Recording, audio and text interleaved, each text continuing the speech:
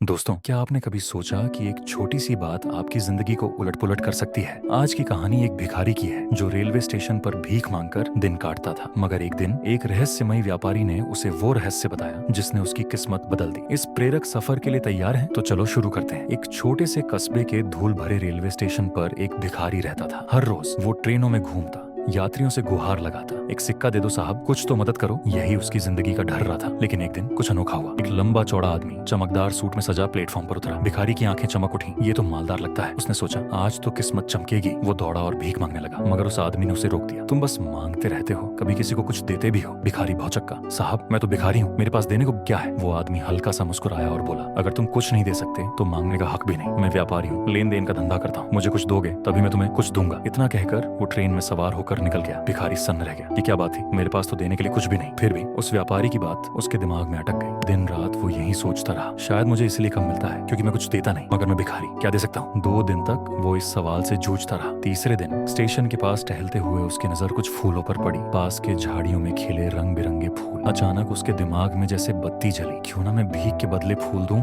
ये तो मेरे पास है। उसे ये आइडिया पसंद आया। उसने मुट्ठी भर फूल तोड़े और ट्रेनों में भीख मांगने निकल पड़ा। अब जब कोई उसे पैसे देता, वो हंसकर कहता, ये लो तुम्हारे लिए फूल। यात्री हैरान मगर खुश फूलों को बड़े प्यार से संभाल कर रख लेते। धीरे धीरे ये उसका रोज का काम बन गया। हर सुबह वो फूल तोड़ता और दिन भर भीख के बदले फूल बांटता। और सुनो तो दोस्तों, कुछ ही दिनों में कमाल हो गया। लोग पहले से कहीं ज्यादा पैसे देने लगे। जब तक उसके पास फूल रहते, भीख मिलती। फूल खत तो पैसे भी रुक जाते। एक दिन ट्रेनों में भीख मांगते वक्त उसकी नजर फिर उसी व्यापारी पर पड़ी जो एक डिब्बे में बैठा था, वही जिसने उसे ये सबक सिखाया था। भिखारी भागकर उसके पास पहुंचा। साहब, आज मेरे पास फूल हैं देने को, आप मुझे कुछ दो, मैं आपको फूल दूंगा। व्यापारी ने हंसकर उसे कुछ पैसे दिए और फूल ले लिए। अरे वाह, उसने कहा, अब तो तुम भी मेरी तरह व्यापारी बन गए। और ट्रेन चल पड़ी। ये बात भिखारी के दिल में बिजली सी गिरी। व्यापारी मैं? उसका दिल जोश से भर गया। उसे लगा जैसे जिंदगी का सबसे बड़ा राज मिल गया हो। वो ट्रेन से उतरा, आसमान की तरफ देखा और जोर से चिल्लाया, मैं भिखारी नहीं, मैं व्यापारी हूँ, मैं भी बड़ा बन सकता हूँ। लोग हंसे। सोचा ये तो सन की हो गया। मगर अगले दिन से वो भिखारी स्टेशन पर कभी नहीं दिखा। 6 महीने बाद उसी स्टेशन पर 2 सूट बूट वाले शख्स टकराए। एक ने हाथ बढ़ाया, मुझे पहचाना?